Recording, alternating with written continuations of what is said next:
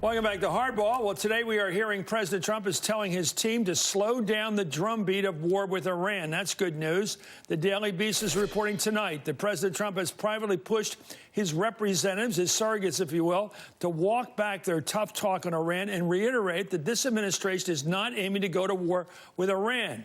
President Trump is reportedly getting conflicting advice, by the way, on Iran, which complicates everything. According to Politico, Republican Senator Tom Cotton, a real hawk from Kansas, or Arkansas, rather, has been speaking with the advocating for airstrikes against Iran. In other words, acts of war. Here we go. Well, Iran for 40 years has engaged in this kind of attacks, going back to the 1980s. In fact, Ronald Reagan had to reflag a lot of vessels going through the Persian Gulf and ultimately take military action against Iran in 1988. These unprovoked attacks on commercial shipping warrant a retaliatory military strike. On the other side of the issue, the Daily Beast reports that Tucker Carlson of Fox News is privately advising the president not to do those airstrikes against Iran. Remains an open question, of course, what the president's Iran strategy actually is personally. What's he think? In an interview with Time magazine, President Trump downplayed the recent attacks on 2 foreign oil tankers in the Gulf of Oman as very minor. But the Pentagon announced this week that it would be sending another 1,000 troops to the region. So what's the message? For more, I'm joined by Elise Jordan, former State Department and National Security Council aide under President George W. Bush. Thank you, Elise. And Nayyera, Nayyera Hack, of course, former State Department senior advisor under President Barack Obama. Nayyera, what do you read here? I mean, Tucker Carlson's sort of a maverick in many ways. In this side, he's taking the cautious, don't go to war position, which is politically astute, I think. The other side, this guy, I don't know, he's a maniac. I really don't know this guy, Cotton, but he has been a hawk from day one. Well, it certainly doesn't make any sense in terms of a cohesive Republican strategy or position on this, particularly when you have John Bolton, who is the National Security Advisor, one of the oldest war hawks, architect of the Iraq War, also arguing for regime change. This indicates that Donald Trump himself does not have an ideology about foreign policy writ large and Iran in particular, so he can be persuaded by people in his party, whether it's the press and the crowds and the base who are essentially isolationist and don't want to see another war, or people like John Bolton and Secretary Pompeo, who are heavily influenced by the ideas of regime change and Israeli and Saudi influences of wanting the United States to do their dirty work in the region. Let me, Elise, first of all, I don't know anybody reasonable who wants to go to war with Iran. It's a real country. It wasn't created by Winston Churchill. It's Persia. It's a real serious country, which Israel used to be friendly with under the Shah, but they've got a modern Air Force. They've got a modern society in many ways. Of course, the Ayatollahs are there, but underneath that is a real society that's sort of by Western standards pretty damn tough in terms of war. And yet, this guy brings in John Bolton, who wants to go to war with Iran since 1998 with the Iraqi.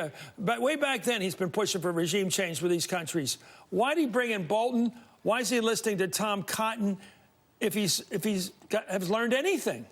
Here's my concern, Chris. In theory, Donald Trump talks like he doesn't want regime change, like he wants to not have as much intervention around the world. But then in practice, he can be very quickly manipulated to take one-off actions. And he essentially has a transactional foreign policy that is impulsive, and it is not reliant at all on our allies. And you look at how this tension is brewing now, and all it's doing is even pulling us further away from our European allies that we entered into the JCPOA with, and driving a wedge as this situation that the Trump administration has, you know, I'm not by any means saying that what Iran is doing is anything but absolutely terrible, but it's par for the course with their behavior, and they certainly have made it far worse by escalating their actions with the sanctions and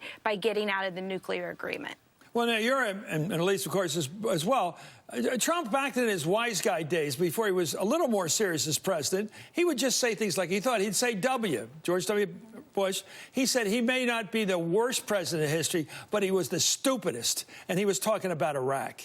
So he thought it was the stupidest thing in the world to go into Iraq. And here he is putting Bolton in there. My question is he afraid the last couple of days, and the reason he might be listening to Tucker Carlson, who's just sort of a general commentator, maybe common sense says, be careful, you might get talked into a war, you might talk the Iranians into war, and all of a sudden there's a war. Well, I think it's realizing that the United States has always been on a knife's edge when it comes to Iran and the relationship, that there's far more to this relationship and the diplomats involved and the military maneuverings in the region than there has been with the tit-for-tat verbally with North Korea. So we're starting to see, and probably hearing it from military advisors, probably hearing it from other folks in the national security community about the gravity of this, that words genuinely matter in this situation. There's 3 reasons that his administration has stated in the past, under Mattis and under the former Secretary Tillerson, about why you would go to a war with Iran. Either it's to stop them from getting a nuclear weapon, regime change, or an attack on U.S. assets.